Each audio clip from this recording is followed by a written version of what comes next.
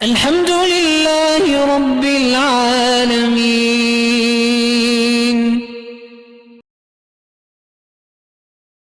کہتے جی کہ حضور پاک صلی اللہ علیہ وسلم لکھنا پڑھنا جانتے تھے۔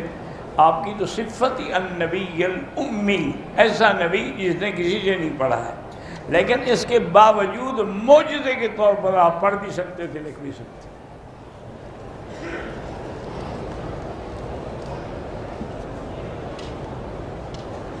اگر ایک عورت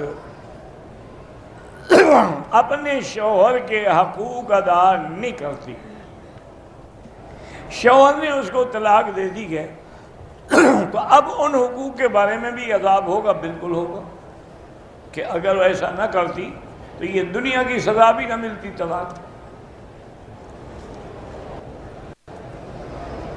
اگر انسان تہجد کو اٹھنے کے لیے اذان لگا لے اپنی گھڑی میں یا ٹیلی فون میں، ٹھیک ہے،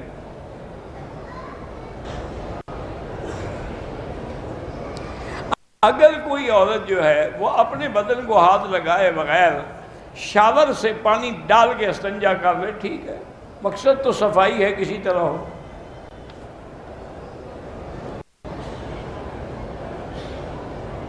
ایک بندے نے موبائل ٹیلی فون پر اپنی بیوی کو 3 دفعہ طلاق دی، بیوی نے ایک بار سن کے موبائل بند کر دے، وہ 3 ہی طلاق ہوں گی، سنے یا نہ سنے۔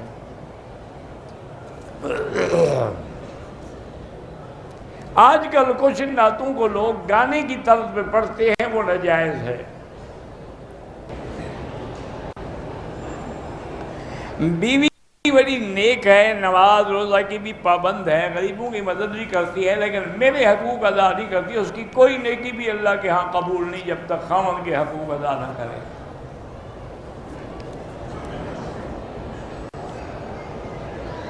عمرے کے دوران بیوی ہاتھ پکڑ کے رکھتی ہے، کوئی حرج نہیں، لیکن اگر وہ ہاتھ چھوڑے تو پیچھے نہ دیکھا کرے۔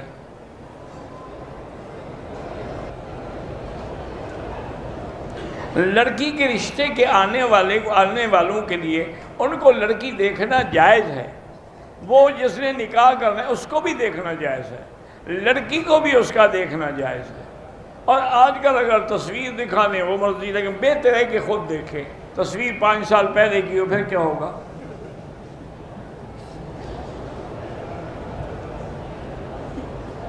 میری بہو حج پہ آئی تھی، حمل سے تھی، حج کی واپسی کے 15 دن بعد 2 لڑکیاں مری ہوئی پیدا ہوئیں۔ وہ کیوں حاجی ہیں؟ حاجی وہ ہے جس نے حج کیا ہے۔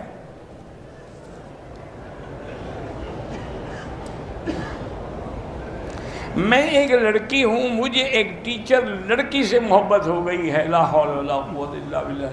آپ نے یہاں بھی امریکن نظام چلانا ہے کہ لڑکی کی شادی لڑکی سے اور لڑکے کی لڑکے سے۔